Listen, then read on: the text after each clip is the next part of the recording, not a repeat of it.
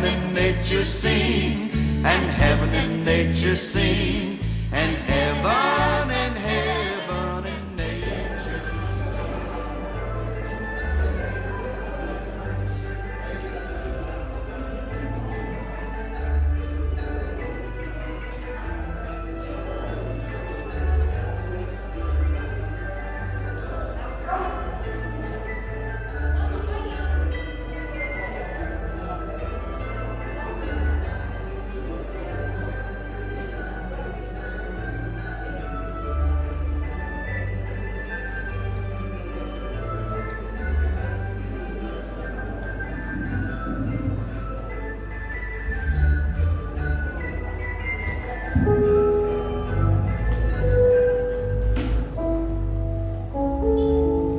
Puji nama Tuhan, hari ini kita berkumpul di tempat ini untuk datang menyembah dan memuliakan Allah kita. Kita akan memulaikan ibadah hari ini, kita tunduk kepala dan kita berdoa. Kami mau sembah Engkau Tuhan, kami mau tinggikan nama-Mu yang kudus. Hari ini Tuhan, kami datang di tempat ini berkumpul sebagai satu keluarga besar Jemaat GBI Altar Philadelphia Jakarta. Kami rindu membawa hati kami Tuhan kepadamu. Kami rindu memuji memuliakan nama-Mu Tuhan. Karena begitu besar kasih setia Tuhan dalam hidup kami. Kami mau buka ibadah ini di dalam nama Yesus. Amin. Bapak Ibu, kita membawa hati kita mau menyembah Tuhan kita. Kita mau meninggikan Dia, karena Dia begitu baik dalam hidup kita. Hari lepas hari, henti-hentinya kasih setia Tuhan dalam hidup kita. Kita mau rasakan kasih setia Tuhan terus dan akan terus berlanjut dalam hidup kita. Hari ini, besok, dan selama-lamanya.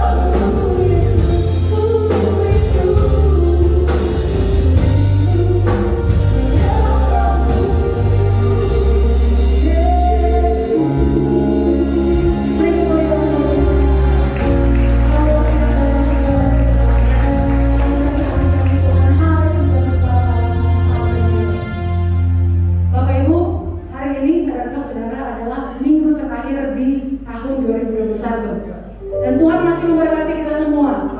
Bukankah Dia Allah yang luar biasa? Siapa yang mau memuji Tuhan, angkat tangan saudara. Beri kemuliaan buat Tuhan. Haleluya. Saudara boleh tepuk tangan ikutin beatnya. 2, 2, 1, 2. Sampai semua tepuk tangan. 2, 2, 1. Ya, ikutin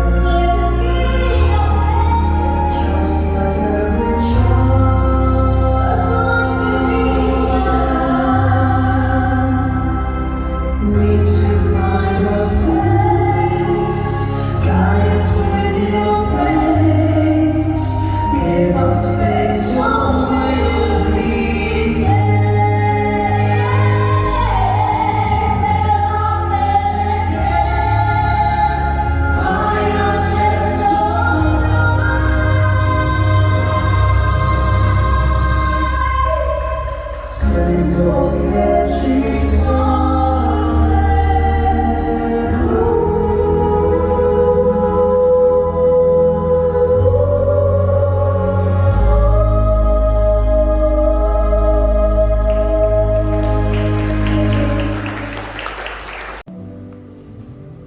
Ya Tuhan Allah Bapa yang bertata dalam kerajaan surga, Bapa yang kami kenal di dalam nama Yesus Kristus, kami bersyukur Tuhan kalau pada pagi hari ini kami boleh beribadah kepadamu. Kami telah memuji membesarkan nama-Mu, dan kami yakin ya Tuhan, Engkau hadir di tengah-tengah pujian kami. Terima kasih Tuhan, saat ini kami rindu untuk mendengar sabda firman-Mu.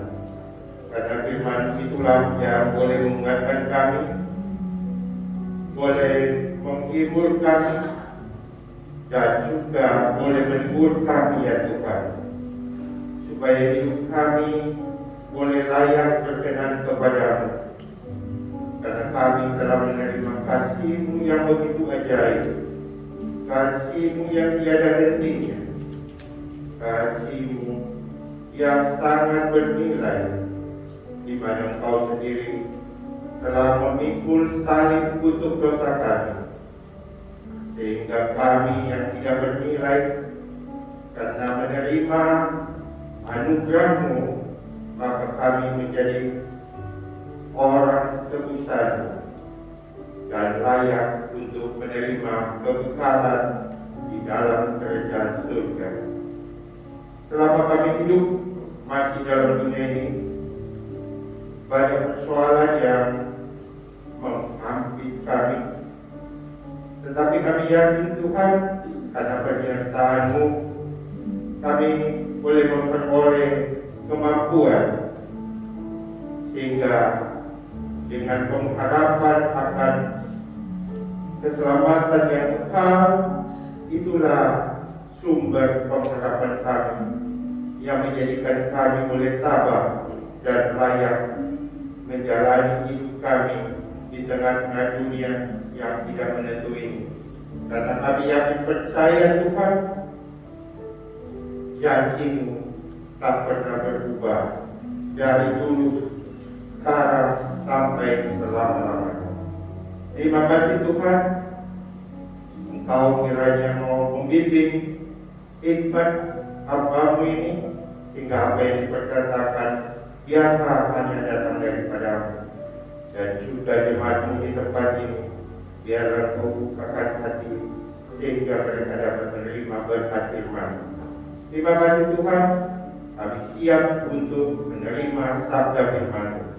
Di dalam nama Yesus Kristus, Tuhan Juru Selamat kami yang hidup, kami berdoa mengucap syukur kepada Bapa di surga. Haleluya. Semua yang percaya boleh katakan amin. Silakan duduk. Jadi shalom, selamat pagi, selamat kita berhari Natal kemarin, dan tentunya saya sangat bersyukur kepada Tuhan Yesus, dan pagi ini boleh melanjutkan. Jadi saya sangat bersyukur kepada Tuhan. Terima kasih kepada Bapak Pendeta Handoyo yang sudah memberi kesempatan boleh melayani pagi ini. Di dalam ibadah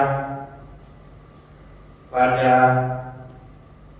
minggu lalu kita telah bicara dari surat Titus pasal yang kedua ayat 11, bahwa kasih anugerah Tuhan yang berdampak atau membawa keselamatan kekal kepada setiap kita yang beriman kepadanya. Nah, kemudian pada tanggal 12 Desember kita masih ingat, pada perayaan Natal, Pak Titus sudah telah memberi firman Tuhan. Mungkin kita masih ingat bahwa pada prinsipnya kasih itu harus dibuktikan atau dinyatakan, dipraktekkan, dan kasih itu apa adanya, bukan apa adanya, dan kasih itu berarti rela berkorban, memberi memberi yang terbaik. Nah, kalau kita percaya dan beriman kepadanya, disampaikan kita berhak atau boleh menerima 3 berkat kasih anugerah Tuhan. Dan Pak Titus membuat angka 3:16. Dan Yohanes 3 ayat 16 berbicara kita menerima keselamatan dengan syarat kita percaya beriman kepadanya, dan kita akan menerima umur panjang, itu di dalam Amsal 3 ayat 16. Dan kita juga berhak atas kesembuhan, jadi itu ada dalam Kisah 3 ayat 16.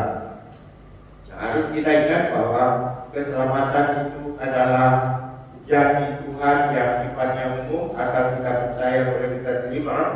Tetapi umur panjang maupun kesembuhan ada syarat-syaratnya. Misalnya umur panjang, dan tentu kita harus memiliki hikmat. Jadi begitupun dengan kesembuhan, itu adalah khotbah. Kita ingat Rasul Petrus di Serabi Salomo di dalam Kisah 3 ayat 11, dia berkata, sadarlah dan bertobatlah supaya dosa dihapuskan. Jadi hal ini menunjukkan kepada kita bahwa apa yang kita terima itu ada hal-hal yang perlu kita lakukan. Misalnya untuk kesembuhan, untuk umur panjang, tentunya kita diberi hikmat. Misalnya di masa pandemi ini kita wajib dan harus ingat untuk melaksanakan 5M, dan juga jangan lupa untuk vaksinasi.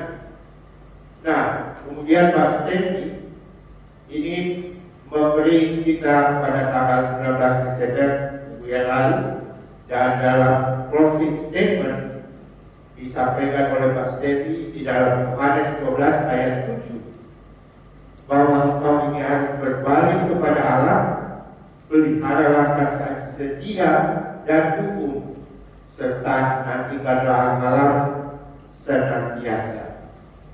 Nah, jadi apa yang disampaikan Pak Stevi, saya bersyukur karena berarti akan menyambung apa yang saya bicarakan. Yang penting kita tahu bahwa kisah Hosea itu adalah gambaran Allah, dan Gomer itu adalah gambaran Israel.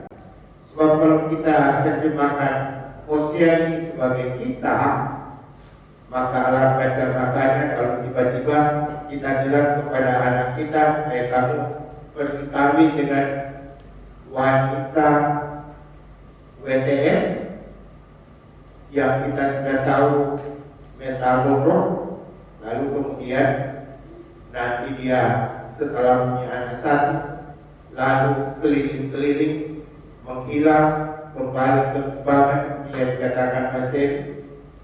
Jadi ini bukan cerita antara manusia yang disuruh kawin, tetapi ini menggambarkan bahwa Tuhan Yesus ketika kita sudah jatuh dalam dosa, dia mau datang. Walaupun kita berkali-kali jatuh bangun, tetapi kasihnya tiada berkesudahan.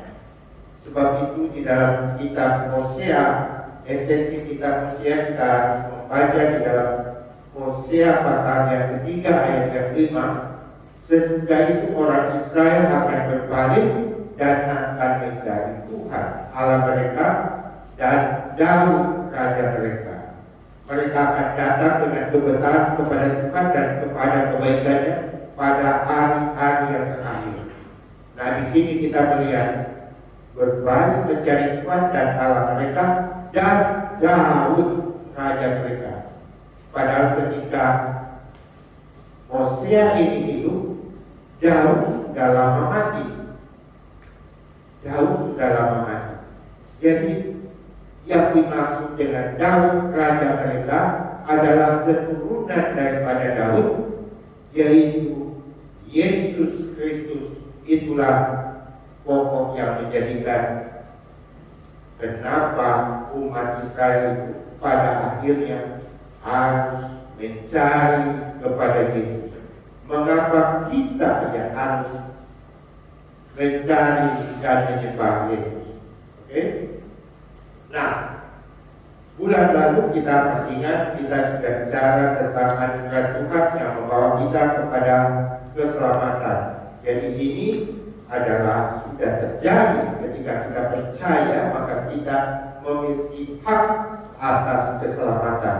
Itu dibahas dalam Titus 2 ayat 11 bahwa karena kasih karunia Allah yang menyelamatkan semua manusia itu sudah nyata.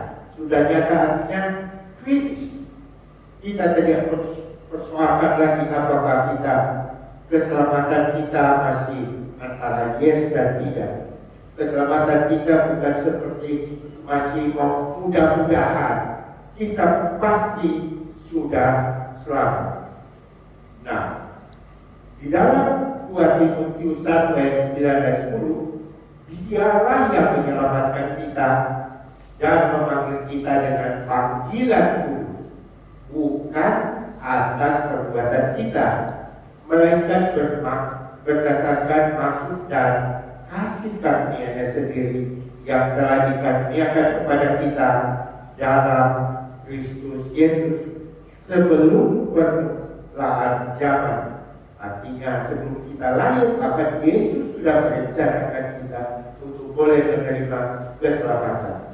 Dan yang sekarang dinyatakan oleh kedatangan Juru Selamat kita, yaitu Yesus Kristus yang kita rayakan yang ke-2026.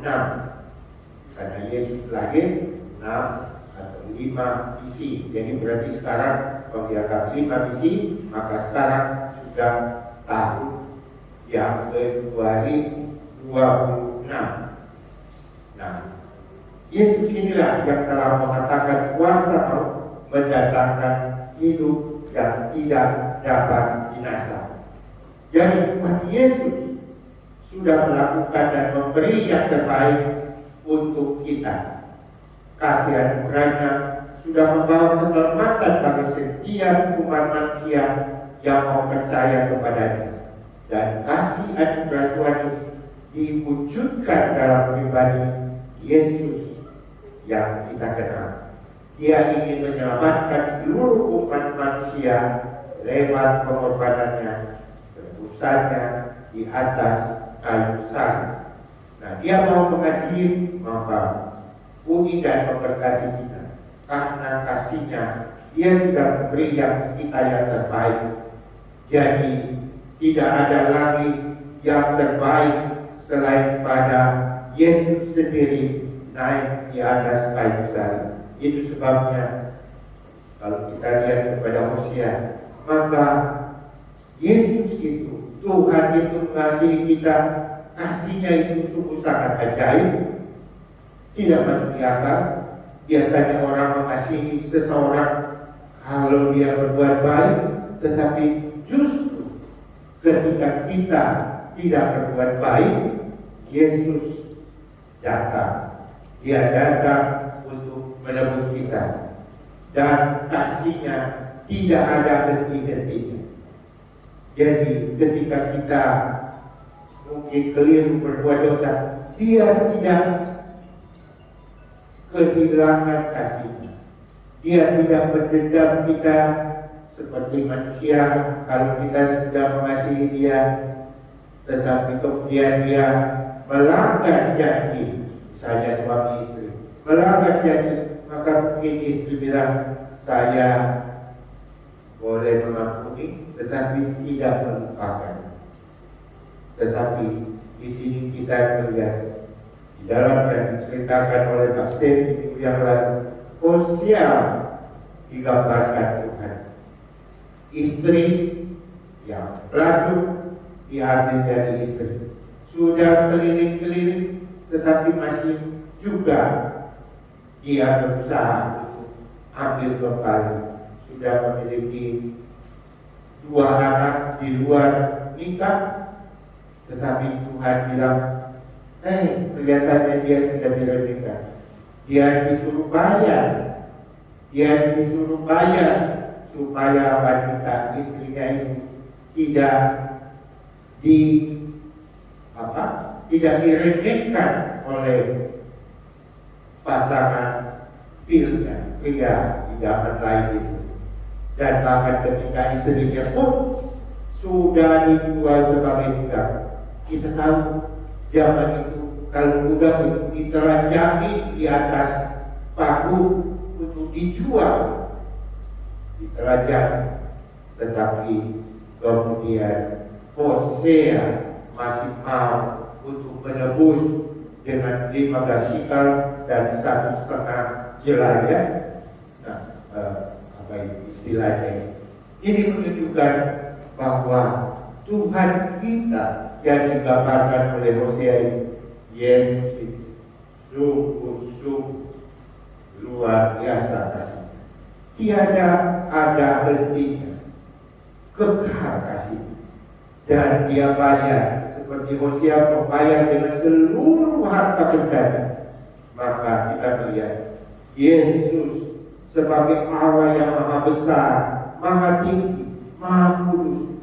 Dia bayar harganya untuk menebus kita sebagai umat yang dikasihinya. Nah, lalu sekarang kita masuk ke dalam kasih anugerah Tuhan juga mengajarkan kita akan kebaikan. Di dalam Titus pasal yang kedua ayat yang ke-12, Ia mendidik kita supaya kita meninggalkan kefasikan dan keinginan dunia, dan supaya kita hidup bijaksana dan adil, dan yang ketiga supaya kita beribadah di dalam dunia sekarang ini. Jadi meninggalkan kefasikan dan keinginan dunia ini menggambarkan diri kita ini.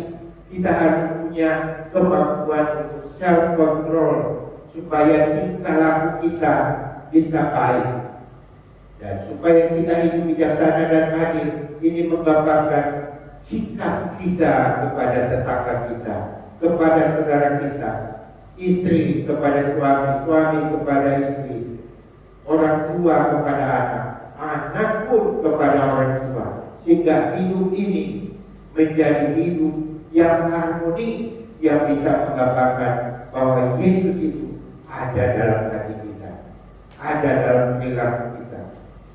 Dan terakhir, bahwa Dia minta supaya kita beribadah dalam dunia sekarang ini. Beribadah berarti kita bukan hanya inward, ke dalam diri kita, outward, keluar tetangga kita, tetapi kita naikkan, muliakan Tuhan di atas segala-galanya. Kita beribadah kepada Tuhan. Nah, tanda orang yang beribadah adalah tanda orang yang melakukan apa yang Tuhan kehendaki. Ini yang Tuhan inginkan. Jadi tanda orang beribadah. Nah, sekarang tanda kita hidup di dalam dunia. Jika dahulu sebelum diselamatkan kita menjadi serba, kita hidup di luar kasih karunia Allah, maka sekarang kalau kita sudah ditebus dan diselamatkan, maka kita sekarang boleh hidup dalam kasih anugerah, dalam pemeliharaan, dalam tuntunan Allah. Tentu saja kita sendiri tidak mampu, tetapi ada Allah Roh Kudus yang diam di dalam setiap pribadi kita. Dan untuk memahami apa yang Tuhan inginkan untuk kita boleh lakukan, berarti kita perlu belajar firman-Nya. Kita minta turunan Roh Kudus untuk memberi kita pengertian, memberi kita pemahaman dengan membaca Alkitab, membaca komentari kalau ada. Itu sebabnya saya tidak puas kalau setelah mendengar firman pulang dan melupakan. Saya berusaha setiap kali ada khotbah, saya ingin mendalami apa yang sudah disampaikan, supaya kita boleh benar-benar bisa memahami apa yang disampaikan. Jadi bukan nanti bahwa khotbah itu diberikan untuk si A, si B, tetapi harus kita pahami diberikan untuk kita. Dan setiap khotbah kita harus cari apa, di mana Tuhan dan apa yang Tuhan katakan kepada kita. Karena di mana saya, di mana Tuhan, apa yang Tuhan katakan kepada kita, maka inilah yang disebut kita memiliki rema untuk melakukan apa yang Tuhan katakan. Itu sebabnya di dalam amanat aku, kita bukan hanya dibaptis saja. Sebab kalau hanya dibaptis lalu ditinggalkan, tidak mau belajar atau tidak mau diajar, maka kita akan menjadi jemaat yang kapal selam. Tahu kapal selam yang datang beribadah hanya untuk mencari hiburan, nyanyi, berdiri, meloncat, bahkan loncatnya seperti olahraga, menari, sehingga saat firman Tuhan udah lelah, letoi, tidak ada lagi konsentrasi.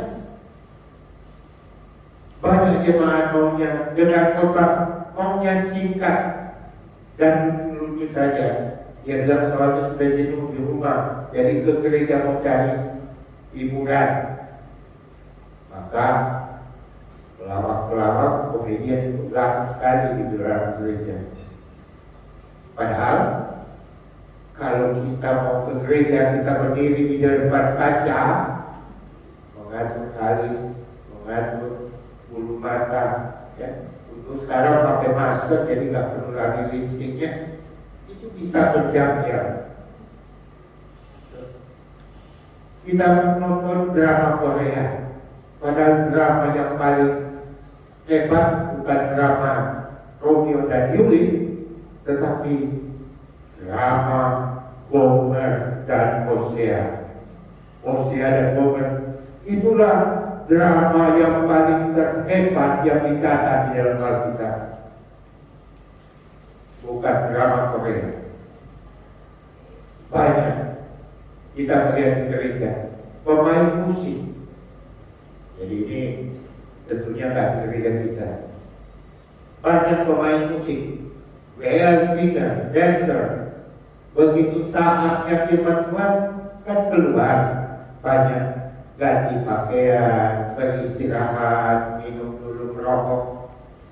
Tak heran di salah satu gereja GBI kita di Jakarta Pusat, saya masih ingat ada ibadah pemuda.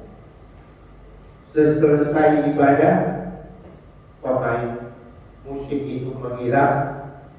Lalu begitu selesai firman Tuhan mau nyanyi lagi, pemain drumnya hilang. Pemain drumnya hilang. Pikirnya dia sudah pulang tanpa pamit. Baru nanti keesokan paginya cleaning service mau membersihkan toilet gereja yang ada di bawah tangga, ternyata pintunya terkunci.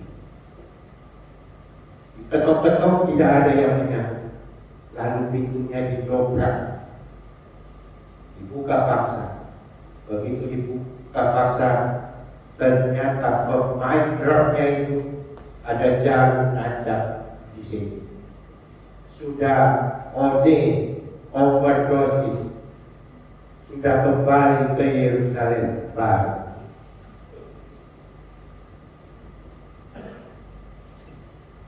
Ini terjadi di gereja GBI,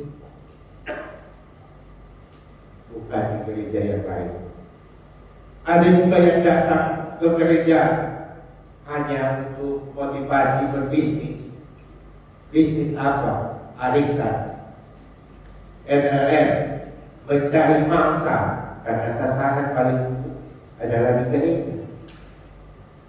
Ada juga yang ke gereja hanya mendapatkan sembako. Jadi kalau ini yang terjadi, ke gereja kita hanya 1 atau 2 kali setahun, yaitu Natal dan Paskah, atau karena mau menikah, ikut konseling pranikah, setelah nikah hilang. Kemana? Sibuk. Kemana? Sudah mulai hamil. Setelah melahirkan, mana orangnya? Coba kita perhatikan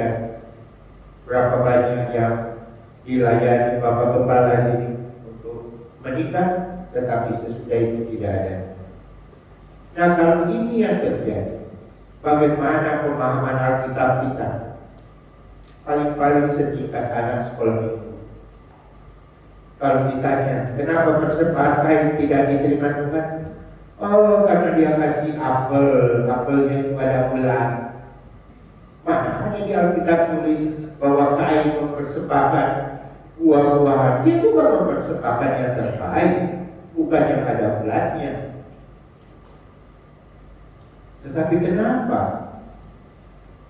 kain itu ditolak sebenarnya? Karena Tuhan tuntut adalah persembahan kurban hewan. Dan ini sudah digambarkan kepada Adam dan Hawa ketika jatuh dalam dosa. Tuhan mengganti daun yang dia pakai dengan korban kulit binatang. Jadi pasca pertama itu terjadi di Taman Eden. Kalau lebih sulit lagi ditanya, oh silsilah Yesus kenapa beda ya yang dicatatkan di dalam Matius 1 ayat 16 dan Lukas 3 ayat 23?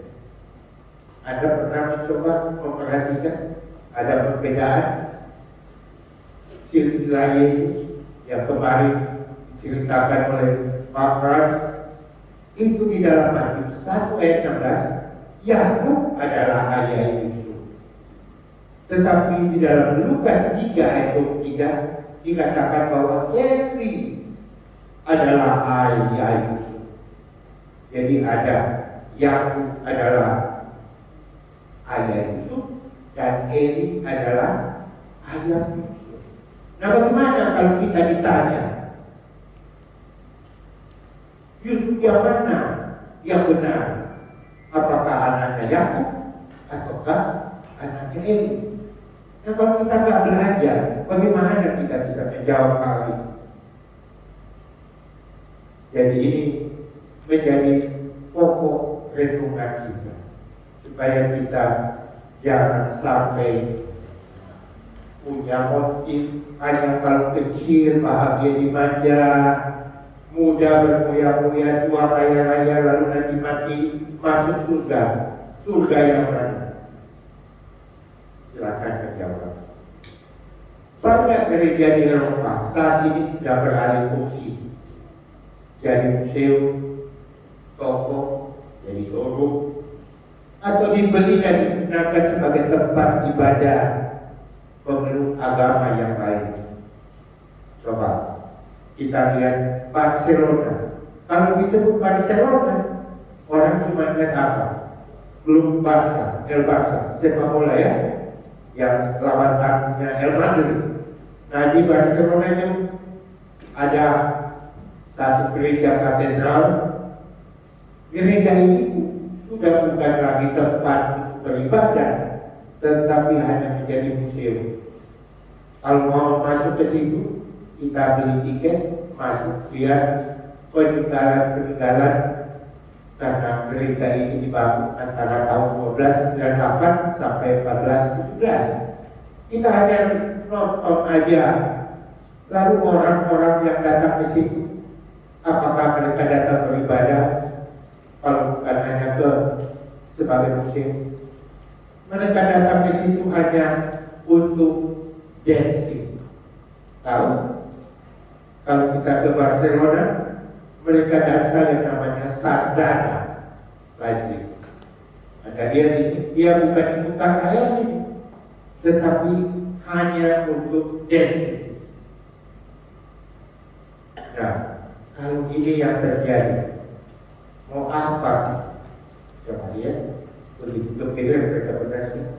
Jadi bukan untuk mau Tuhan, tapi hanya mau dance. Gratis sekali.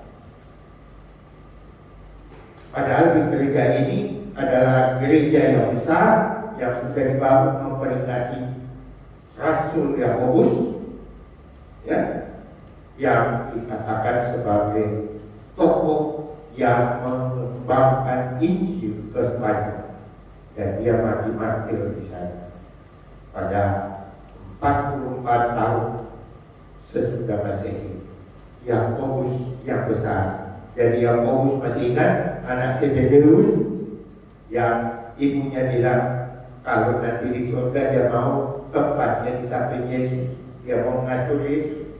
Nah, Yakobus inilah yang tokoh yang kiri di Spanyol. Dan kita di Indonesia kemudian sebagian Injil itu datang ke Indonesia, terutama di Indonesia Timur, itu lewat Spanyol dan Portugis. Begitu juga kalau kita lihat gereja ini, Sagrada Familia, ini gereja yang sudah 139 tahun dibangun, belum juga selesai. Bahkan kalau kita perhatikan, dia punya apa? Dia punya bagiannya sudah dua model, bagian belakang klasik, bagian depan sudah kontemporer. Ini dibangun oleh Gotti, ya, di Antonio Gaudi. Bahkan Antonio Gaudi meninggal 1926, ditabrak kereta api. Gereja ini juga kemudian diteruskan oleh orang lain. Nah, kita harus ingat ini menjadi renungan bagi kita. Jangan sampai saya dengar di Papua banyak orang yang tadinya sudah Kristen beralih. Saya tanya kepada pasien saya dari Papua, kenapa bisa berubah menjadi beralih? Karena ingin sembako. Ingin sembako. Nah, ini juga menjadi tanggung jawab kita. Coba kita lihat slide berikut. Ini adalah satu gereja yang di Nias, Sumatera Utara, Ulu Gayo. Ada yang datang dari Nias. Kalau Anda lihat tangga naik masih dari tanah, lihat gedungnya hanya atap rupiah. Kalau hujan agak besar, jadi lapisin dengan tenda plastik supaya nggak hujan. Tapi anak-anak ini di pedesaan ini, mereka begitu antusias datang beribadah untuk menyembah. Kita di kota besar, gedungnya sudah pakai AC, sound systemnya sudah bagus, tetapi masih banyak kursi yang kosong. Diberi YouTube, bisa nonton, viewernya cuma berapa. Jadi ini yang harus kita ingat. Slide berikut. Ini adalah salah satu gereja HKBP Mungkur di Kecamatan Muara, Tapanuli Utara. Usianya 126 tahun. Kalau hujan, mereka tidak mampu untuk memperbaiki atapnya yang sudah rusak. Atapnya sudah bocor. Anda lihat bangunan. Lalu kemudian Anda lihat slide berikut ini. Coba. Cakapnya? Cakap ya? Anda tahu siapa yang membangun ini?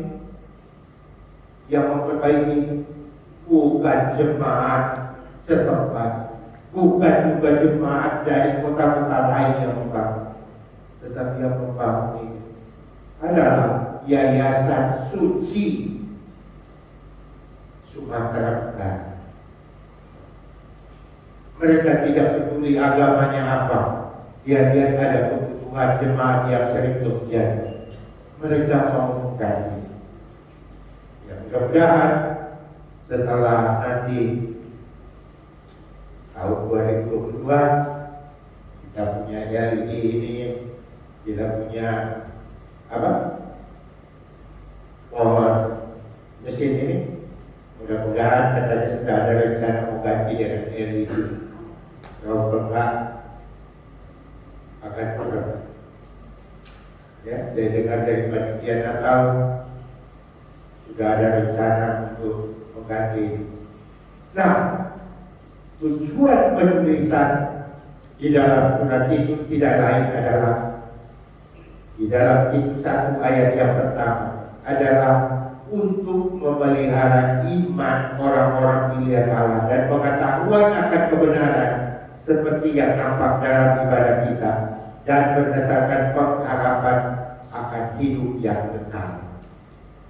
Jadi, di sini kita melihat Rasul Paulus sudah mengingatkan kepada Titus supaya jangan sampai iman kita goyah hanya karena pacaran dengan yang tidak seiman, karena pasangannya itu memiliki derajat lebih tinggi, dokunya lebih banyak, posisinya lebih baik, lalu kita jual Yesus. Ini menjadi tantangan kita. Sebab itu pemberitaan Injil ini menjadi hal yang harus kita perhatikan. Nah, manfaat kita mempelajari Alkitab tentu di dalam 2 Timotius 3 ayat yang ke-16 bahwa Alkitab ini bermanfaat untuk mengajar, untuk menyatakan kesalahan, untuk memperbaiki kelakuan dan mendidik orang dalam kebenaran.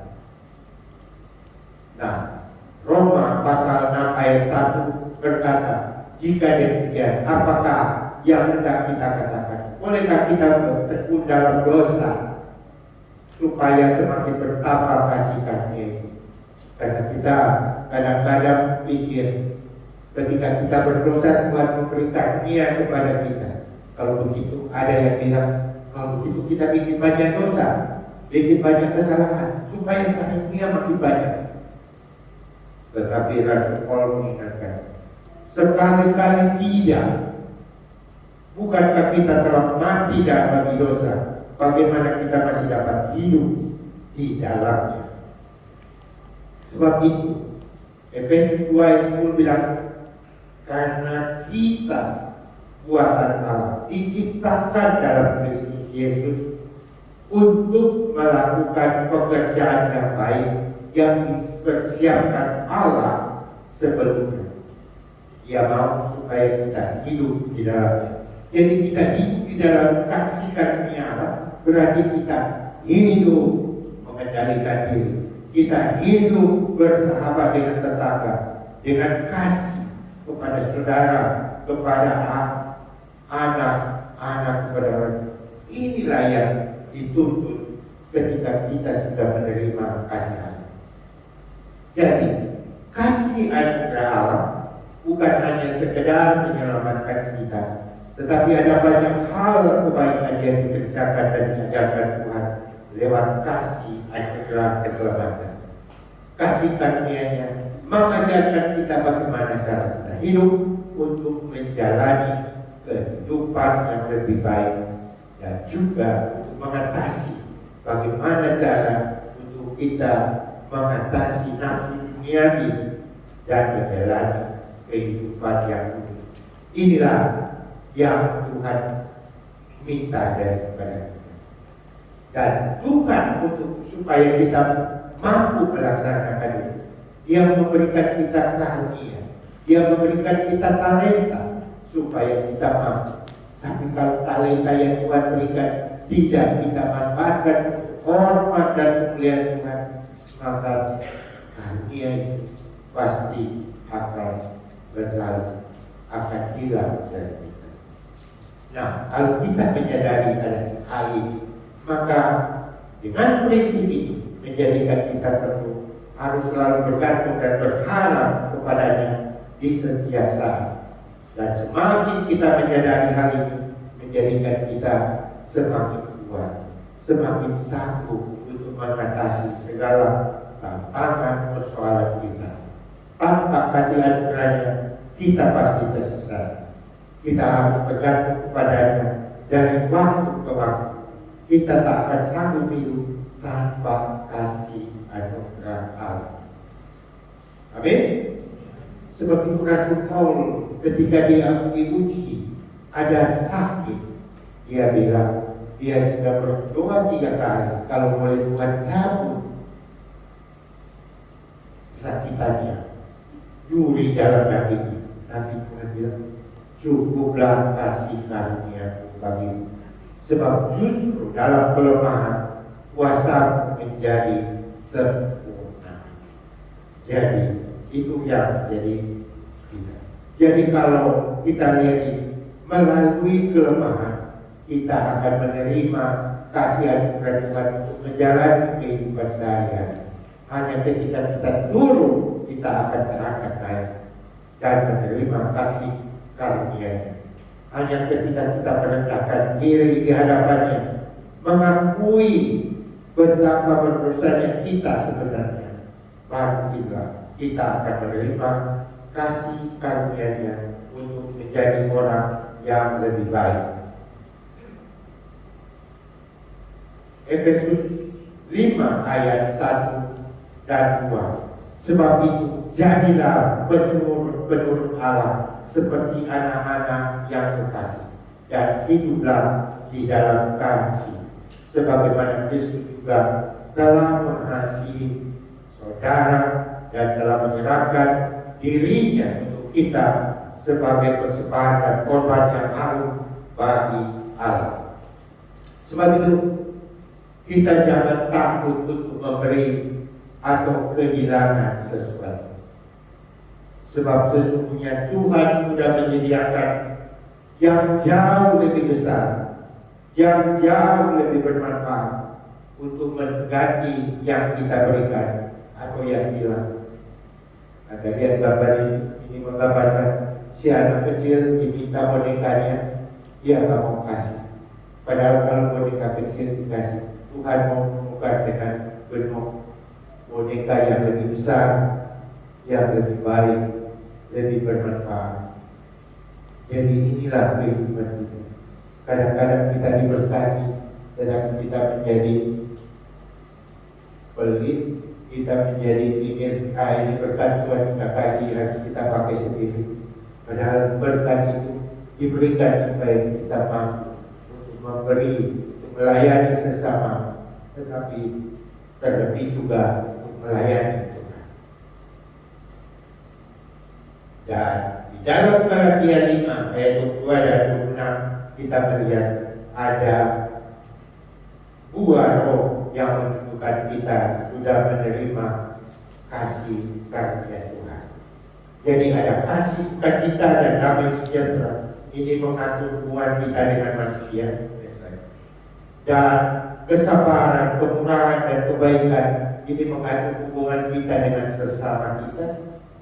Lalu kesetiaan, kelemah lembutan dan penguasaan diri ini adalah mengatur bagaimana supaya kita tetap menguasai diri, kita punya self control, lemah lembut, dan inilah yang menjadi tanda kita sudah dipenuhi oleh Roh Kudus.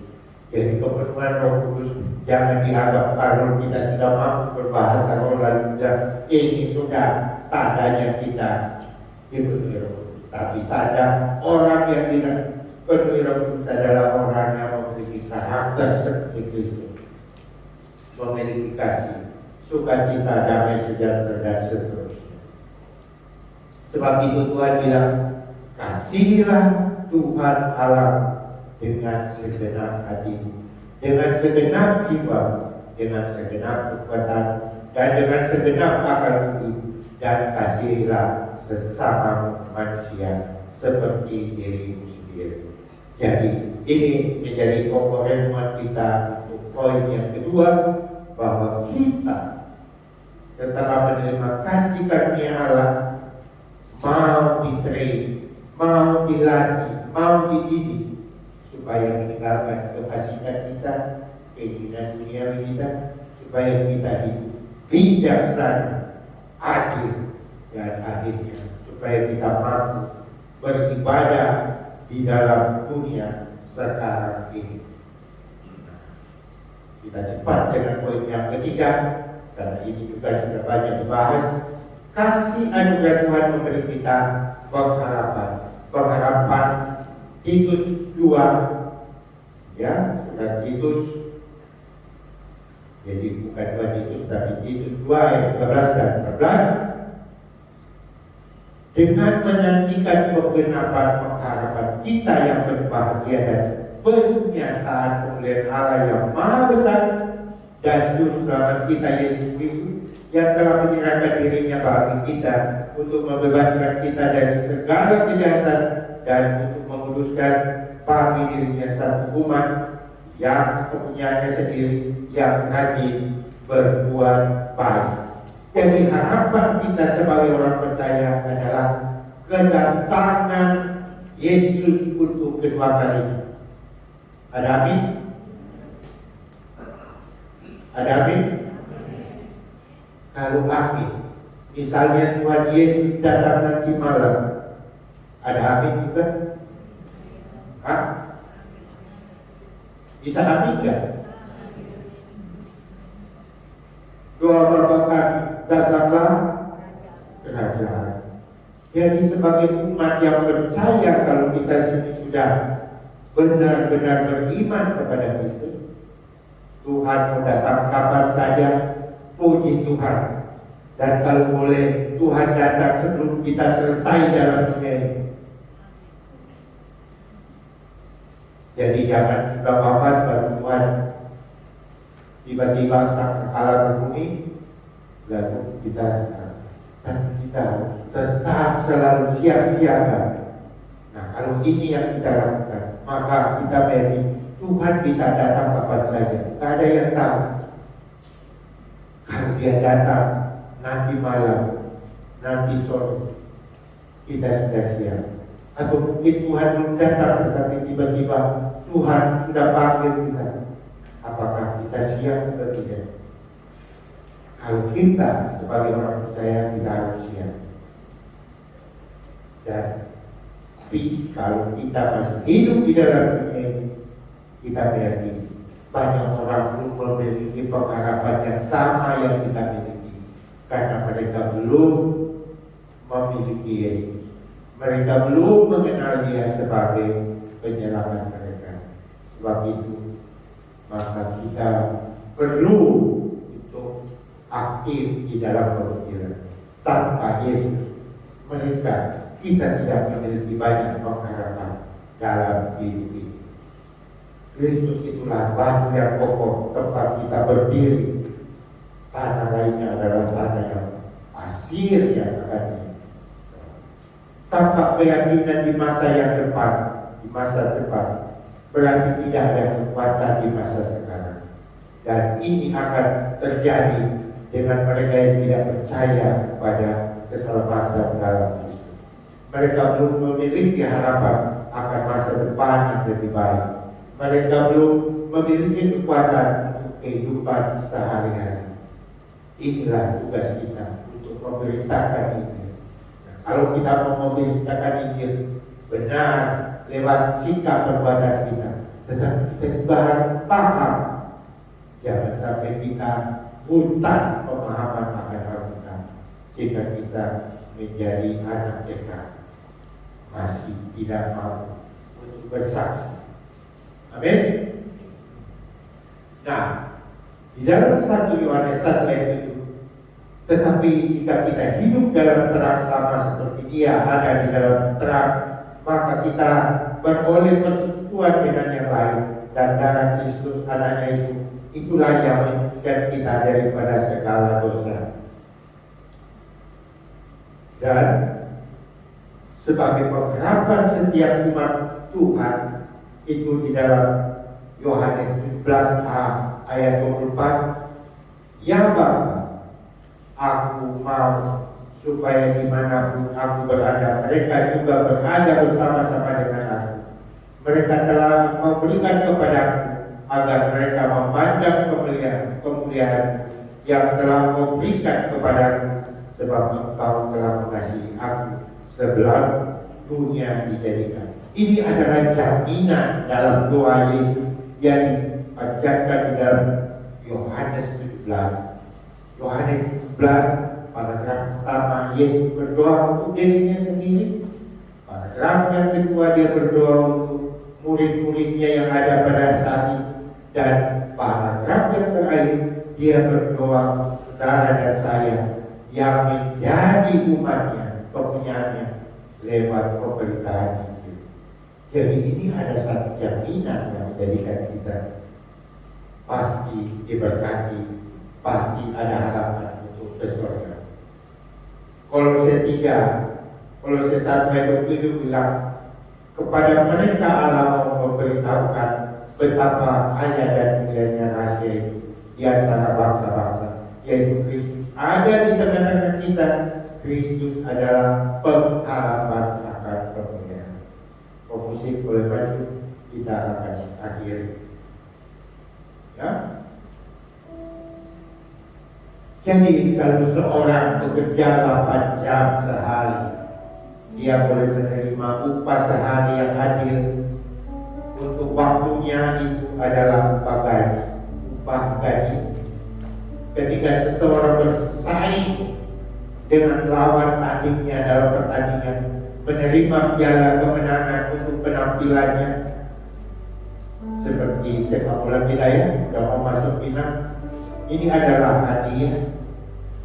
Ketika seorang menerima pengakuan yang pantas atas pengabdiannya, dedikasi yang panjang atau pencapaiannya yang tinggi, ini adalah sebuah penghargaan tanda jasa. Tetapi ketika seseorang yang tidak mampu mendapat upah, tidak dapat memenangkan hadiah, tidak pantas mendapat penghargaan,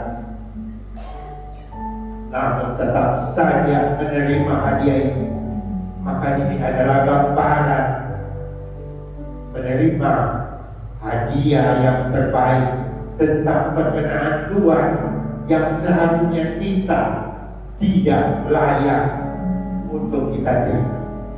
Inilah yang dimaksud dengan ketika kita berbicara tentang kasih karunia Allah. Kasih datanglah, kasih dari surga. Sebab itu, ingatlah selalu akan salib pengorbanan Kristus dan akan kedatangannya yang kedua. Amin. Kita ingatkan di dalam Titus 2 ayat 15, ini ada satu nasihat Rasul Paulus kepada Titus. Perintahkanlah semuanya itu, nasihatilah dan yakinkanlah orang dengan segala kewibawaanmu. Janganlah ada orang yang menganggap engkau rendah, nggak pede, mau kabarkan Injil nggak pede. Tuhan bilang, perintahkanlah semuanya itu, nasihatilah dan yakinkanlah orang dengan segala kewibawaan, karena Tuhan itu sudah ada begitu baik. Dia sudah memberikan kita kasih anugerah. Ada Roh Kudus yang ada di dalam hati kita. Maka jangan takut untuk mengabarkan ini, melayani Tuhan, berkorban untuk pekerjaan Tuhan. Dan dengan demikian maka Tuhan dipermuliakan di dalam kehidupan. Amin. Mari kita nyanyikan pujian kasih dari surga.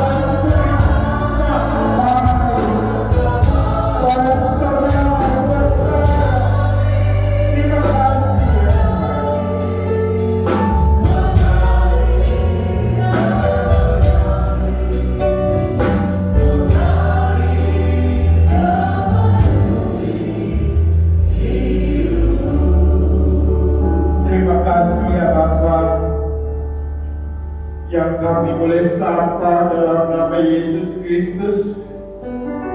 Kami bersyukur pada pagi ini boleh beribadah kepada-Mu. Kami sudah puji membesarkan nama-Mu, juga telah menerima berkat firman-Mu yang kembali mengingatkan kami untuk selalu bersyukur dalam situasi apapun, karena anugerah keselamatan sudah kami terima berkat pengorbanan-Mu di atas kayu salib.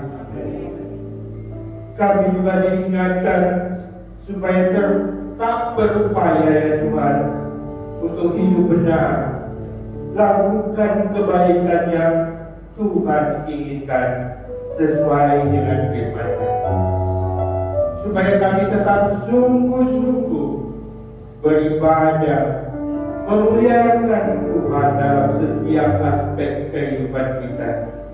Karena ada satu janji yang menanti kita. Kita sudah memiliki pengharapan, jaminan untuk hidup kekal dalam kemuliaan bersama Tuhan kita Yesus Kristus.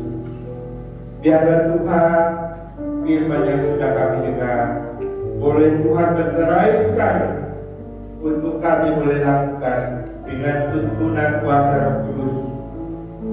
Terima kasih Tuhan. Kini saudara-saudaraku yang kekasih di dalam Tuhan, terimalah berkat dan anugerah dari Allah Bapa, kasih sayangnya Tuhan kita Yesus Kristus, persekutuan Allah Roh Kudus kiranya menyertai saudara sekalian, mulai saat ini sampai Maranatha. Tuhan Yesus datang kembali di awan-awan, menjemput kita sebagai gerejanya. Haleluya, haleluya, amin. Terpujilah Allah.